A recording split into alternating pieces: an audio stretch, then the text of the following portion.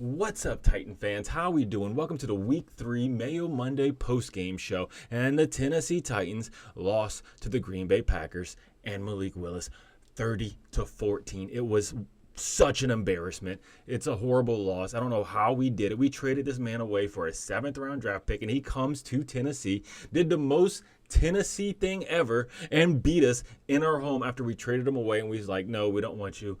We got Mason Rudolph, we got Will Levis, the Mayo man, and he came in and dominated. And we've made so many mistakes. The NFL Network analysts were totally correct with their picks. Once again, 3 weeks straight. First week, 9 of their 10 picks were correct. Second week, 9 of 10. Third week, 7 of 10. They are now 25-30 on their picks against the Tennessee Titans. I'm not even sure how they got their 5 analysts to go against it. Like, maybe they're just pity picks. I'm not sure. But our team looks so bad. They haven't improved at all since last year. I feel lied to. I feel like I got faked out, duped, whatever you want to call it. We ended up getting Brian Callahan in the offseason. Fire Vrabel, get Brian Callahan, and he's made all these promises about a modernized offense, right? He brought in his father, Bill Callahan, to fix the O-line, which hasn't been fixed. We got all these offseason acquisitions. I'm talking Calvin Ridley, Tyler Boyd. We got Pollard that was supposed to help with the Henry situation, so we got rid of him. We're supposed to have a dual backfield that they're not supposed to know what we're doing, but their run game is not kicking off at all. We ended up on defense, we got Snead. We got Awuzie. We just got Ernest Jones. We've got tons of off-season acquisition, all these weapons, and we're just not utilizing. I feel like we just started using D-Hop this game. I know he's been injured, and he's been on limited snaps, but what is taking so long? This man was out like all of preseason. We need to use our weapons, I'm telling you. Then, during our game, Will Levis just kept making mistakes, making more turnovers. This man is at 8 turnovers on the year. I'm not sure what the record is for the most turnovers in 3 consecutive games, but this man's got to be close. He's got to be. I don't know how he's done 8 turnovers. He's got to protect the ball. We knew this man, had turnover issues. You look at his stats in college, right? He didn't have the best, but he's way negative right now, and our defense is not getting turnovers to even help the turnover margin at all. We got 0 turnovers on defense. We have 1 turnover on the year, but it was on special teams. All right? Our O-line is trash. They allowed 8 sacks yesterday. I'm telling you, our right tackle, NPF, got benched because of sacks. Immediately, Donkin comes in, and he allows sacks.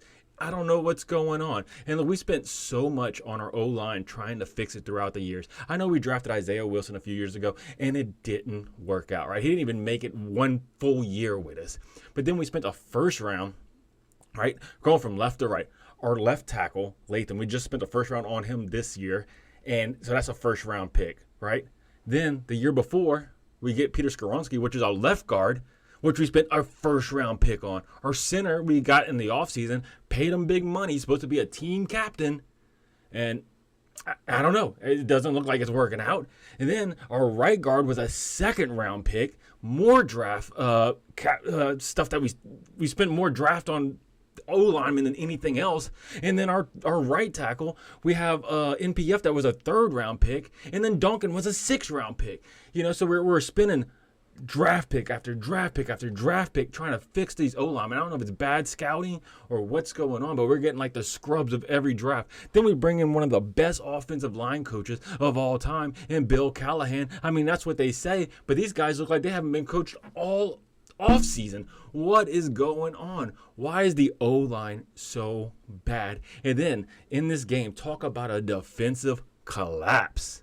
I mean, coming into the game, we had the number 1 pass defense in the league. Like, I know we versed Old Painted Nails week 1, right? We versed Caleb Williams. He wasn't too much of a threat. We stopped him to under 100 total yards. Week 2, we had Old Man Rodgers. He just kind of nickel and dimed us a little bit. He didn't, super beat us with his arm. Then we go to Malik Willis, and he's the best QB we versed yet. This man had 200 and something passing yards on us. And he had 73 yards rushing. I mean, we'll get into the stats, but man, we've never seen this man play. He was on our team for 2 years. How do we not know this man scrambles? Every time they did a play action, all the linebackers bit. No one played contain on Willis, and he just ran it down our throats. And yeah, they did scheme good against us. The Packers played to Malik's advantage. They did a lot of the play actions and the read options, getting us the bike. And then they didn't run up the middle. They kept doing sweeps to the outside and pitch plays. And then everything was to the flats. Literally, like all his pass plays, but 4, from what I remember, were to the flats. It was screens and swing routes, and that was basically it, to the flats. Everything else, he had that one slant over the middle that broke in the beginning of the game. He had that seam route on the right side of the field where Watson mossed McCreary, who's supposed to be one of our good cornerbacks, but he got mossed by Watson. And then the other 2 were those long drag routes that happened on 3rd and long. I'm talking about a 3rd and 14, they got it. And then later on that drive, I think it was the same drive, they hit a 3rd and 18 on us on another drag route across the middle. But other than that, those are like the 4 passes he did on us that wasn't to the flats. But hey, he did good. They schemed around his skill set, and he dominated us. It is what it is. Then, look, as bad as we're playing, I'm not even sure if we're going to win many games this year, right? We may not win at all. Maybe we will, maybe we won't. But right now, we're the worst team in the league. Hands down. I mean, we're 0-3. We're 0-3. We're winless. Even the Panthers won. I know they brought in Andy Dalton, but he went off. We're looking like we have no spark whatsoever. I mean, we could bring in Mason Rudolph, but how many more games is Mason Rudolph going to win you? If we're not going to make the playoffs with Mason Rudolph, So it's like bringing him in, all it's going to do is hurt our future. It's going to jeopardize us getting a high draft pick. We'll be in the middle of the pack again. You might be drafted around 10 or 12. You bring in Rudolph. I mean, if we have Levis, I think we might be guaranteed a first. Get the first pick in the draft. So maybe first, second, because everybody's talking about Levis's ceiling, but we haven't seen it yet. I mean, it happened his first game ever against the Falcons, but other than that, every game's just been down.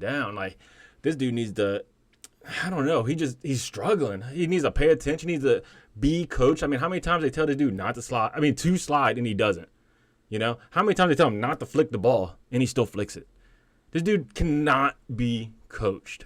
I don't know. It's hard-headedness. I don't know if it's just like a natural ability of his just to do these things. He just reverts back to his non-coaching sessions, I guess. I don't know. He just can't be coached. I don't know. But yes, next year we might be looking early in the draft for his replacement. I mean, I know I even said I was going to talk about the draft if we lose, because it's not too early. I mean, we're at the bottom. I mean, this is what we have to look forward to. This is the one positive thing we get to look forward to, because nothing was positive that game except for the fact the special teams didn't have a blocked punt. This is the first time all season we did not have a blocked punt in a game. And Stonehouse, I know he's probably like amazed, because the last game he played before this season, he had 2 blocked punts in that game, got injured, comes back, gets a blocked punt, comes back the next week, get a blocked punt, and now he finally has a game where it's not a blocked punt. I mean, that's the one thing I think they might have corrected over the week, was that we didn't get a blocked punt. That's it. But yeah, next year, what we got to look forward to in the draft? We got Quinn Ewers, he'll be out. We got Shedeur Sanders. He'll be out there depending on if you like him. But Quinn Ewers, he's injury prone. This dude seems to be injured all the time. Every season he's played in college, he's been injured. And then Shedeur Sanders, you don't know how he's going to play without Daddy Prime there. He might, because he's already, he throws hissy fits as it is. Imagine if his dad isn't there to back him up, and everything like that. And his attitude's always an issue with Sanders. But he's good. He's talented. We could get him. Who knows? But look, let's look at the stats real quick for this game, because it is just wild how Malik Willis went off on us. So Malik Willis, he ended up getting, I'm on ESPN, he ended up getting, he was 13 out of 19, 202 yards. He had a passing touchdown. We did sack him 3 times, but he carried the ball 6 times for 73 yards and a touchdown. That is wild. He was their leading rusher. I mean, they still rushed for 188 yards on us. I didn't think they were going to rush that much on us. Coming into the game, I was like, our defense is stout. But no, they folded. It's like I said, it's like he didn't play for us for multiple years. I don't know. I don't know what our defense was doing. I'm just lost in words for it, And then look at their sacks, dude. This is insane how many sacks they got. So they had 8 total sacks. Isaiah McDuffie got a half sack. Walker got a half sack. Wyatt got 2 sacks. Whoever it is, Ingebar, dude, he got a sack and a half. Cooper got a half sack. Smith got 2 sacks, and Vaness got a sack. I mean, those are high sack numbers. That is insane. And then we come over to our team. Will Levis, 26 out of 34. You're like, oh, percentage isn't too bad. 26 out of 34, not too bad. 260 yards. Hey, that's also not too bad. Hey, 2 touchdowns. Wow, 2 touchdowns. But then you look over at the next column, 2 interceptions. What is going on? Then you look at the next column, 8 sacks for 56 yards. And these, I don't even know if I can blame Levis. The right tackles just let people just run around them the entire game between Duncan and NPF. Both of them just don't know how to play football. They don't know how to just get in someone's way for like a split second. They had 1 sack that was a swim move to the inside, and everything else they just ran around them. They couldn't step back fast enough. Don't know what it is with NPF and Duncan, but they are horrible. We need to fix it. We need to trade for something, pick up somebody in free agency. I feel like you can get anybody that can be better than these guys. Rushing the ball. Rushing is not good. Overall, as a team, we had 11 carries for 33 yards. 33 rushing yards in the game. I know he's playing from behind for most of the game, but that is ridiculous. 33 rushing yards? What are we doing? I know we're supposed to have a modern offense. It's supposed to be passing and all. But we got to have some sort of run game here. 11 carries, 33 yards. Like our top running back, Pollard, he only had 6 carries, and it was for 14 yards. 6 carries. What is going on? And we paid this man money. Receiving, D-Hop had his return, right? 6 catches, 73 yards. They probably should have kept feeding. We also had a tutty, right? He caught almost everything that was thrown to him. He had 7 targets, and his longest was 20. Tajay Spears, he had 4 catches, 54 yards. Josh Wiley, 4 for 43. He's been coming out. Josh Wiley's been looking good with the Guardian cap on. Then Tyler Boyd, he had 3 catches for 33 yards.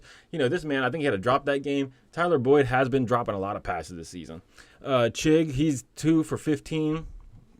And then there's other guys up there. And then on defense, we're talking Ernest Jones, right? He led our team in total tackles. He had 13 total tackles. Kenneth Murray, this man cannot pass coverage, but he can blitz the quarterback, right? He can read it. Like you put him as a QB spy, he's fine. You put him as a blitzer, he's fine. You put him in pass coverage, this man's lost, right? He gets beat. You saw it the week before with the Jets. And then, but he had 2 sacks this game. Jeffrey Simmons got a sack, but we only had 3 sacks, and we've yet to get a turnover. No turnovers by our defense. It is wild. I don't know what's going on with our defense, but that about sums it up because we didn't have much happen on special teams. Nothing good, nothing bad. We didn't have a field goal attempt. We just had 4 successful punts. I mean, that's about as good as you can get for our special team. Is 4 successful punts and no turnovers. Man, it is wild. What a season. Did not expect this at all coming in. But anyway, that's going to about sum up the show. Let me go ahead and insert the plug. If you're not following me on YouTube, TikTok, and X, make sure you follow me on all 3. You found me on one, you can find me on all. Handles the same no matter where you go. It's Glug Glacius. I put out videos on Mondays and Fridays and shorts all throughout the week. And we do live streams on game day. I'm talking watch parties where you can come into the chat and you can chat with me. It goes off. A lot of people talk. The chats are good to go. But yeah, Mondays, the Mayo Monday post-game show. Next week, it'll be on Tuesday because we have Monday Night Football against the Dolphins. But then on Fridays, we do our pre-game videos to go over the game. And look, it may not be positive this week because you know why? We're probably going to lose. We probably going to lose every game this year. It is what it is. But let me know who you would draft if we got the first pick of the draft next season down in the comments below. Don't forget to like, subscribe, and tighten up, baby.